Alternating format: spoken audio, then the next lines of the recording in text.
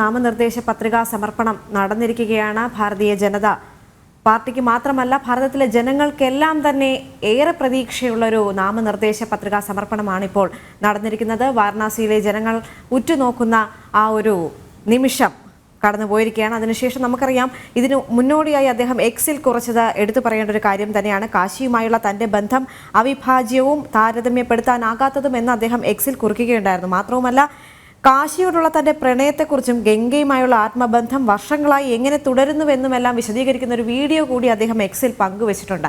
ഇതിൽ നിന്ന് നമുക്ക് മനസ്സിലാക്കേണ്ടത് രാഷ്ട്രീയത്തിനൊക്കെ അതീതമായി ദൈവികമായ ഒരു ബന്ധം തന്നെയല്ലേ വാരണാസിയുമായി അല്ലെങ്കിൽ അവിടുത്തെ ജനതയുമായി നരേന്ദ്രമോദി തുടരുന്നത്. തീർച്ചയായും ഒരു രാഷ്ട്രീയ നേതാവ് എന്ന രീതിയിലേക്ക് ഗുജറാത്ത് മുഖ്യമന്ത്രിയൊപ്പം അതിനുശേഷം രാജ്യത്തിന്റെ പ്രധാനമന്ത്രി എന്നുള്ള രീതിയിലേക്ക് ഒരു രാഷ്ട്രീയ നേതാവായി ഉയരുന്നതിന് മുൻപേ തന്നെ കാശിയുമായി, ഗംഗയുമായി അല്ലെങ്കിൽ ഹിമാലയൻ മേഖലയുമായി അത്രയധികം ആത്മബന്ധം, അത് ദൈവികമായ രീതിയിൽ തന്നെ ആത്മബന്ധം സൂക്ഷിക്കുകയും അവിടങ്ങളിൽ ദർശനം നടത്തുകയും അതുമായി ബന്ധപ്പെട്ട വിവിധ തരത്തിലുള്ള പ്രവർത്തനങ്ങളിൽ ഏർപ്പെടുകയും ചെയ്തിട്ടുള്ള വ്യക്തിത്വം കൂടിയാണ്, നേതാവ് കൂടിയാണ് നരേന്ദ്രമോദി. അതുകൊണ്ട് തന്നെയാണ് അദ്ദേഹം കാശിയിൽ ഇന്ന് നാമനിർദ്ദേശ പത്രിക സമർപ്പിക്കുന്നതിന് മുൻപായി കാശിയോടും ഗംഗയോടുമെല്ലാമുള്ള അദ്ദേഹത്തിന്റെ അടുപ്പം എത്രത്തോളമാണ് എന്ന് വ്യക്തമാക്കിയിട്ടുള്ളത്. ഇന്നും ഗംഗ ആരതി നടത്തിയതിനു ശേഷമാണ്, ഗംഗാ പൂജ നടത്തിയതിനു ശേഷമാണ് പ്രധാനമന്ത്രി ക്ഷേത്ര ദർശനം, കാലഭൈരവ ക്ഷേത്ര ദർശനവും ഒപ്പം നാമനിർദ്ദേശ പത്രിക സമർപ്പിക്കാനും എത്തിയിട്ടുള്ളത്. തീർച്ചയായും ദേവിക ആദ്യം സൂചിപ്പിച്ചതുപോലെ ഈ ഒരു ലോക്സഭാ തെരഞ്ഞെടുപ്പിൽ നിലവിലെ മണിക്കൂറുകളിൽ രാജ്യം മുഴുവൻ ഉറ്റുനോക്കുന്ന ഒരു നാമനിർദ്ദേശ പത്രിക സമർപ്പണമാണ് അല്പസമയങ്ങൾക്ക് മുൻപ് വാരണാസിയിൽ കടന്നുപോയിട്ടുള്ളത്. പ്രധാനമന്ത്രി നരേന്ദ്രമോദി നാമനിർദ്ദേശ പത്രിക സമർപ്പിച്ചിരിക്കുന്നു. അദ്ദേഹത്തെ അദ്ദേഹത്തെ പ്രപ്പോസ് ചെയ്തിട്ടുള്ളത് പണ്ഡിറ്റ് ഗണേശ്വർ ശാസ്ത്രി കൂടിയാണ്. അദ്ദേഹത്തോടൊപ്പം എത്തിക്കൊണ്ടാണ് പ്രധാനമന്ത്രി നരേന്ദ്രമോദി നാമനിർദ്ദേശ പത്രിക സമർപ്പിച്ചിട്ടുള്ളത്. തീർച്ചയായും കഴിഞ്ഞ 2 തവണ വാരണാസിയിൽ നിന്ന് വൻ ഭൂരിപക്ഷത്തിൽ പ്രധാനമന്ത്രി നരേന്ദ്രമോദി തെരഞ്ഞെടുക്കപ്പെട്ടിരുന്നു. 2024 എത്തുമ്പോൾ വാരണാസിയിൽ അദ്ദേഹത്തിന്റെ ഭൂരിപക്ഷം എത്രയായിരിക്കും എന്നുള്ള വലിയ ചർച്ചകളാണ് ഇപ്പോൾ നടന്നിരിക്കുന്നത്.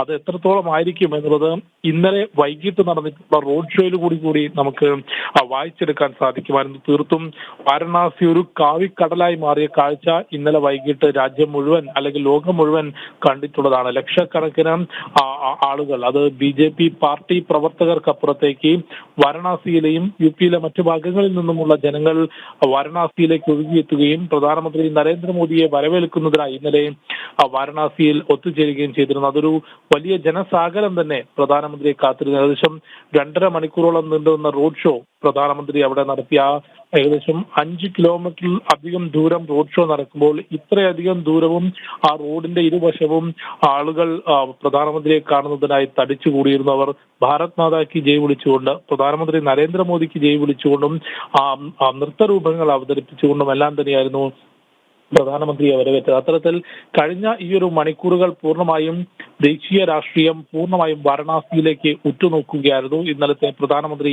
നരേന്ദ്രമോദിയുടെ റോഡ് ഷോ. ഇന്ന് അദ്ദേഹം അല്പസമയങ്ങൾക്ക് മുൻപ് നാമനിർദ്ദേശ പത്രിക സമർപ്പിച്ചിട്ടുള്ളത്. കഴിഞ്ഞ തവണ 3 ലക്ഷത്തിലധികം വോട്ടുകളുടെ ഭൂരിപക്ഷത്തിലായിരുന്നു പ്രധാനമന്ത്രി നരേന്ദ്രമോദി വാരണാസിയിൽ നിന്ന് തെരഞ്ഞെടുക്കപ്പെട്ടത്. ഇത്തവണ അത് ആ ഒരു ഭൂരിപക്ഷം എത്രത്തോളം എത്തും എന്നുള്ളത് വലിയ ചർച്ച മണ്ഡലത്തിലുടനീളമുണ്ട്. കാരണം ഒരു റെക്കോർഡ് ഭൂരിപക്ഷത്തിൽ പ്രധാനമന്ത്രി നരേന്ദ്രമോദി വാരണാസിയിൽ നിന്ന് തെരഞ്ഞെടുക്കപ്പെടുമോ എന്നുള്ളതാണ് നോക്കിക്കാണേണ്ടത്. അപ്പം വാരണാസി എന്ന മണ്ഡലത്തിന്റെ രാഷ്ട്രീയ സാഹചര്യം പരിശോധിക്കുമ്പോൾ തന്നെ 2009 മുരളി മനോഹർ ജോഷിയും 2014 2019 നരേന്ദ്രമോദിയും തെരഞ്ഞെടുക്കപ്പെട്ട മണ്ഡലമാണ്. അവിടെ വാരണാസിയിൽ നിന്ന് വിവിധ രാഷ്ട്രീയ പശ്ചാത്തലമുള്ള ആളുകൾ വിജയിച്ചു വന്നിട്ടുണ്ട് എന്നുള്ളതാണ് ഏറ്റവും പ്രധാനപ്പെട്ട കാര്യം. 2004 അവിടെ കോൺഗ്രസിനായിരുന്നു വിജയം നേടാൻ സാധിച്ചത്. അതിനു മുൻപ് സമാജ്വാദി പാർട്ടിക്ക് ഒപ്പം അതിനു മുൻപ് കോൺഗ്രസിനും എല്ലാം തന്നെ വാരണാസിയിലെ ജനങ്ങൾ വോട്ടവകാശത്തിലൂടെ വിജയിപ്പിച്ചെടുത്തിട്ടുണ്ട്. പക്ഷേ കഴിഞ്ഞ 3 തവണയായി 2009 2014 2019 BJPക്കൊപ്പം നിന്നിട്ടുള്ള മണ്ഡലമാണ്. അതിൽ കഴിഞ്ഞ 2 തവണയും പ്രധാനമന്ത്രിക്കൊപ്പം നിന്നിട്ടുള്ള മണ്ഡലം. അവിടെയാണ് വീണ്ടും പ്രധാനമന്ത്രി ഈ തവണ ജനവിധി തേടാൻ ഒരുങ്ങുന്നത്. അതിന്റെ ഭാഗമായുള്ള നാമനിർദ്ദേശ പത്രിക സമർപ്പണമാണ് അല്പസമയങ്ങൾക്ക് മുൻപ് നടന്നത്. ദേവിക. ജിഷ്ണു, കാശിയുമായുള്ള അല്ലെങ്കിൽ വാരണാസിയുമായുള്ള അദ്ദേഹത്തിന്റെ ബന്ധത്തെക്കുറിച്ച് കൂടുതൽ പറയുകയാണെങ്കിൽ അദ്ദേഹം വീണ്ടും വീണ്ടും ആവർത്തിച്ച് പറയുന്ന ഒരു സാഹചര്യമുണ്ട്. 10 വർഷങ്ങൾ കടന്നുപോയിട്ടും കാശിയുമായുള്ള ബന്ധം കൂടുതൽ ദൃഢമാകുകയാണ്. ഇപ്പോൾ അതിനെ എൻ്റെ കാശി എന്നാണ് ഞാൻ വിളിക്കാൻ ആഗ്രഹിക്കുന്നത് എന്ന് പോലും പ്രധാനമന്ത്രി നരേന്ദ്രമോദി പറയുകയുണ്ടായിരുന്നു. അതുപോലെ തന്നെ അദ്ദേഹം പറഞ്ഞത് അമ്മ മകൻ ബന്ധമാണ് വാരണാസിയുമായി തനിക്ക് ഉള്ളത്, അല്ലെങ്കിൽ ഒരു മകൻ അമ്മയെ എങ്ങനെയാണോ നോക്കുന്നത്, അല്ലെങ്കിൽ അമ്മ മകൻ ബന്ധം എത്രത്തോളം ദൃഢമാണോ അത്രയും ദൃഢമായൊരു ബന്ധമാണ് വാരണാസിയുമായി ഞാൻ പുലർത്തുന്നത് എന്ന് നരേന്ദ്രമോദി പറയുന്നൊരു സാഹചര്യമുണ്ട്. ഇത്രത്തോളം ആത്മബന്ധം പുലർത്തുന്ന ഒരു നേതാവിനെ അത്രത്തോളം സ്നേഹിക്കുന്ന ഒരു ജനത തന്നെയല്ലേ വാരണാസിയിലുള്ളത്?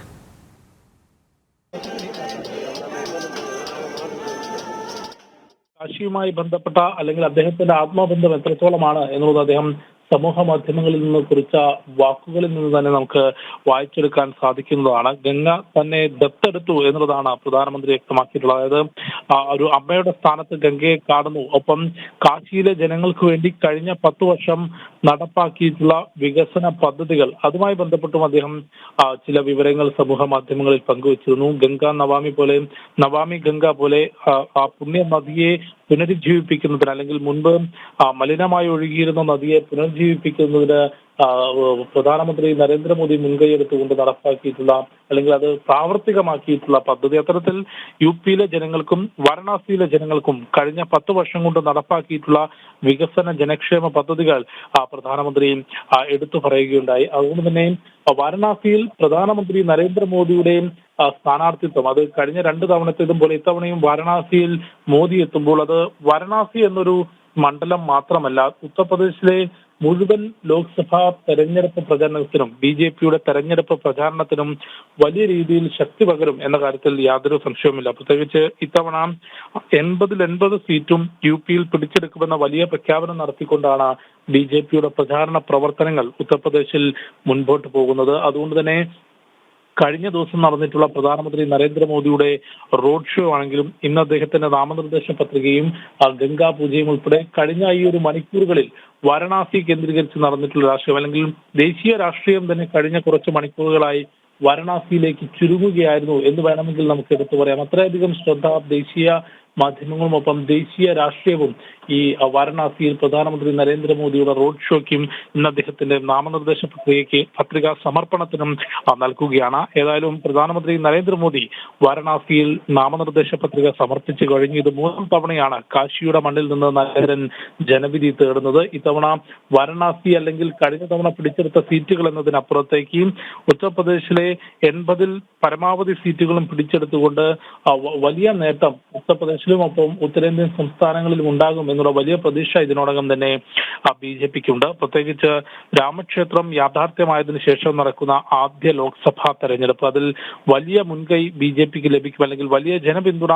ബിജെപിക്ക് ലഭിക്കുമെന്ന പ്രതീക്ഷ അവർക്കുണ്ട്. അതുകൊണ്ട് തന്നെ വാരണാസിയിൽ ഇന്നലെ റോഡ് ഷോ നടത്തുന്നതിന് ഏകദേശം 2 ദിവസം മുൻപ് പ്രധാനമന്ത്രി നരേന്ദ്രമോദി രാമന്റെ മണ്ണിലെത്തിയിരുന്നു. ജനുവരി 22-ന് പ്രാണപ്രതിഷ്ഠയ്ക്ക് ശേഷം പ്രധാനമന്ത്രി ആദ്യമായിട്ടായിരുന്നു അയോധ്യയിലെത്തി രാംലല്ലയെ ദർശിക്കുന്നത്. രാംലല്ലയുടെ ദർശനത്തിന് ശേഷം അദ്ദേഹം ഒരു പടുകൂറ്റൻ റോഡ് ഷോ കഴിഞ്ഞ ദിവസം അയോധ്യയിലും നടത്തിയിരുന്നു. അയോധ്യയിലാണെങ്കിലും വാരണാസിയിലാണെങ്കിലും പ്രധാനമന്ത്രിയെ വരവേൽക്കാനായി എത്തുന്ന ജനങ്ങളുടെ എണ്ണം, അല്ലെങ്കിൽ ആ ഒരു ജനപിന്തുണ വലിയ രീതിയിൽ ബിജെപിക്ക് സഹായകമാകും. അതല്ലെങ്കിൽ അത് പ്രതിപക്ഷ പാർട്ടികളെ പോലും അത്ഭുതപ്പെടുത്തുന്നുണ്ട് എന്നുള്ളതാണ് ഏറ്റവും പ്രധാനപ്പെട്ട കാര്യം. കേവലം ബിജെപി പാർട്ടി പ്രവർത്തകർക്കപ്പുറത്തേക്ക് അയോധ്യയിലും വാരണാസിയിലുമെല്ലാം തന്നെ ജനങ്ങളുടെ വലിയ ഒഴുക്ക്, ജനസാഗരമാണ് പ്രധാനമന്ത്രി നരേന്ദ്രമോദിയെ വരവേൽക്കുന്നതിനായി എത്തിയിരുന്നത്. അത് വലിയ ആത്മവിശ്വാസം ബിജെപിക്ക് പകരുന്നുണ്ട്. ഉത്തർപ്രദേശിന് പുറമെ ഈ ഹിന്ദി ഹൃദയഭൂമിക എന്ന് നമുക്ക് വിശേഷിപ്പിക്കാവുന്ന സംസ്ഥാനങ്ങളിലെല്ലാം തന്നെ മുഴുവൻ സീറ്റുകളും പിടിച്ചെടുക്കുമെന്ന വലിയ പ്രഖ്യാപനവും ലക്ഷ്യവും